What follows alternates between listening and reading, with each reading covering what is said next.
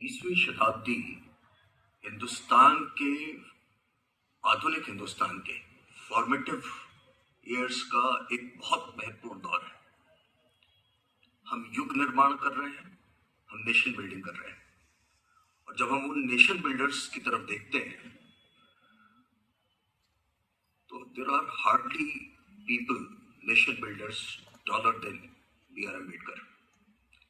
अभी हमारे वक्ताओं ने कहा कि बाबा साहब की परिकल्पना थी डेमोक्रेसी की, एक ऐसी डेमोक्रेसी जहां पॉलिटिकल डेमोक्रेसी हो, सोशल डेमोक्रेसी हो। मेरा मानना इकोनॉमिक डेमोक्रेसी भी शायद उनकी उतनी अपेक्षा थी। आप अगर थॉट्स को समझने की कोशिश करेंगे तो उस समय के हमारे जितने महान लीडर्स थे, वो चाहे महात्मा गांधी हो, चाहे बी आर अम्बेडकर साहब हो,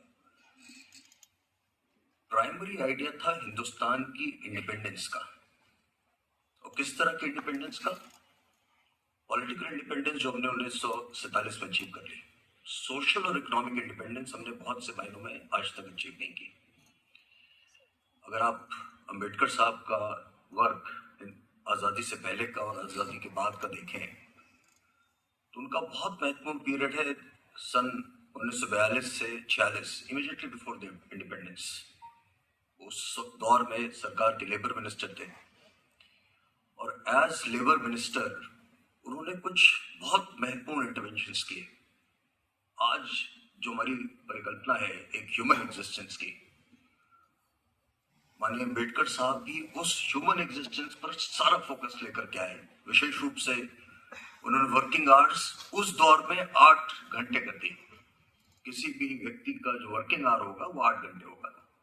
मेटर्निटी लीव, जिसको आज हम समझते हैं शायद ये कोई आज का इंटरवेंशन है, अम्बेडकर साहब ने 1942 से 46 के दौर में मेटर्निटी लीव जैसा इंटरवेंशन कर दिया।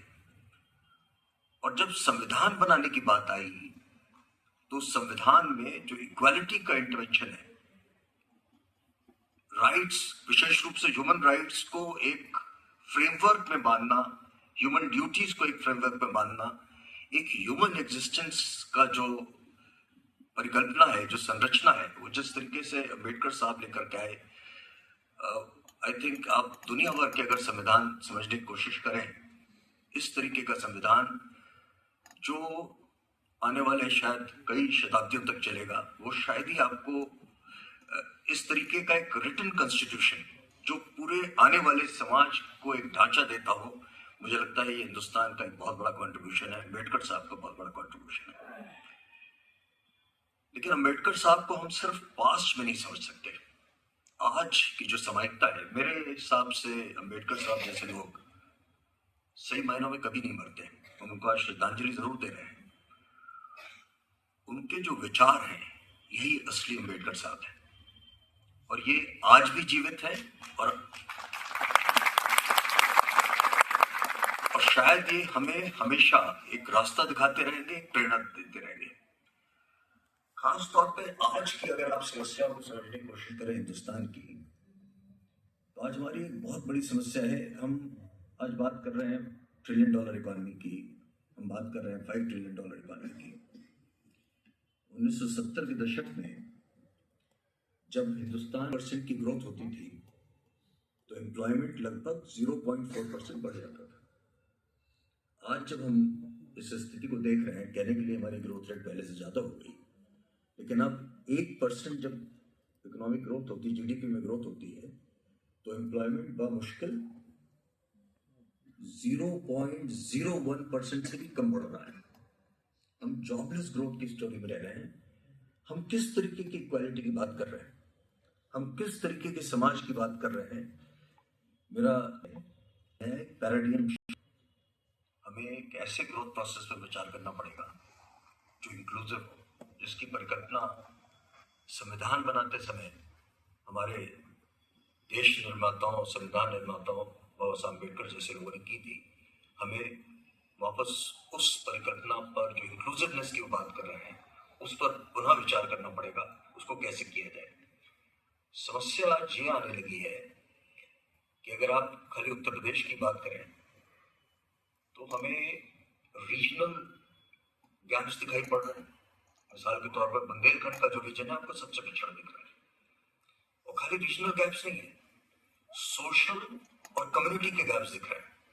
बुंदेलखंड जो सबसे पिछड़ा रीजन है, और लगभग यही स्टोरी पूरे प्रदेश के, पूरे हिंदुस्तान की है, कुछ खास ग्रुप्स, खासतौर पे जब हम हिंदुस्तान के स्ट्रेटिफिकेशन की बात करते हैं, जिसकी कास्ट की चर्चा की, तो खासतौर पे जो SC/ST ग्रुप है, ये विशेष रूप से आपको पिछड़ा हुआ दिख रहा है। तो पहली समस्या तो आप एम्प्लॉयमेंट ही कम जनरेट कर रहे हैं, उसमें हमारे कुछ विशेष ग्रुप्स की जो भागीदारी है वो और भी पीछे चली जा रही है। महिलाओं की भागीदारी पीछे चली जा रही है।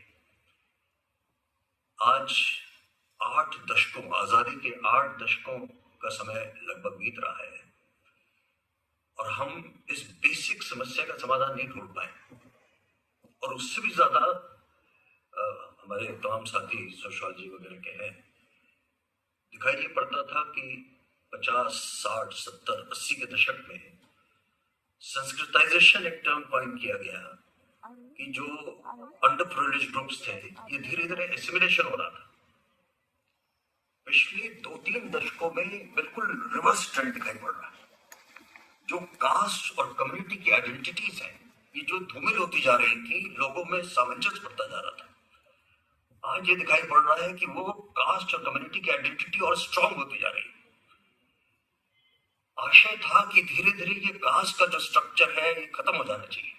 बाबा साहब ने संविधान में भी लिखा, और उनकी बहुत सारी राइटिंग्स में भी आपको दिखाई पड़ता है कि वो एक सेकुलर स्टेट की परिकल्पना करते थे, जहां कास्ट और कम्युनिटी जैसी जो धारणाएं पूरी तरीके से दरकिनार हो जाए, कम से कम फ्रिंज पर है। लेकिन पिछले कुछ दशकों में जो संविधान की परिकल्पना थी कि धीरे धीरे ये सारी कास्ट कम्युनिटी खत्म होती चली जाए और हम सब एक हिंदुस्तानी हो जाए, ये परिकल्पना धीरे धीरे अब ये कम होती जा रही है। और कहीं ना कहीं जिस पॉलिटिकल इंडिपेंडेंस की हम बात कर रहे हैं, वो पॉलिटिकल इंडिपेंडेंस जिस तरीके का एक पॉलिटिकल स्ट्रक्चर हो गया है, मुझे लगता है वो सबसे बड़ी समस्या है, सबसे बड़ा जहर होता जा रहा है समाज के लिए। पॉलिटिकल गेन्स के लिए हम इन कम्युनिटीज को, इन ग्रुप्स को और डिवाइड करते चले जा रहे हैं। चाहे हम कास्ट के लाइन्स पर डिवाइड करने की कोशिश कर रहे हो या कम्युनिटीज के लाइन पर डिवाइड करने की कोशिश कर रहे हो, शायद छोटे मोटे गेन्स कुछ पॉलिटिकल ग्रुप्स को मिल रहे होंगे इसमें, लेकिन शायद हम हिंदुस्तान की जो परिकल्पना है उसको बहुत बड़ा नुकसान पहुंचा रहे हैं।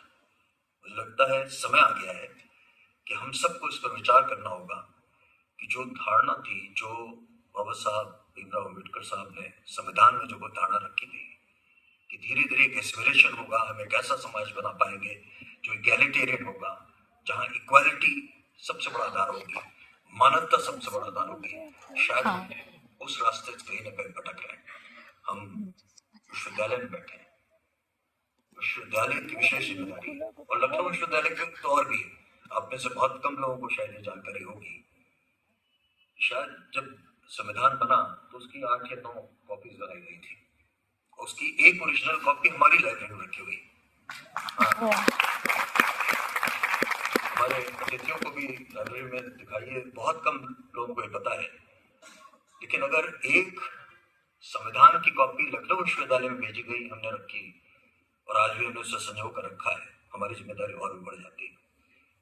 विशेष रूप से हमारे छात्र हैं यहाँ पर, आपकी आने वाली पीढ़ियों की जिम्मेदारी और भी बढ़ जाती है। मुझे लगता है कि हम एक नई शुरुआत करने की कोशिश करेंगे इसी विश्वविद्यालय से। Thank you so much.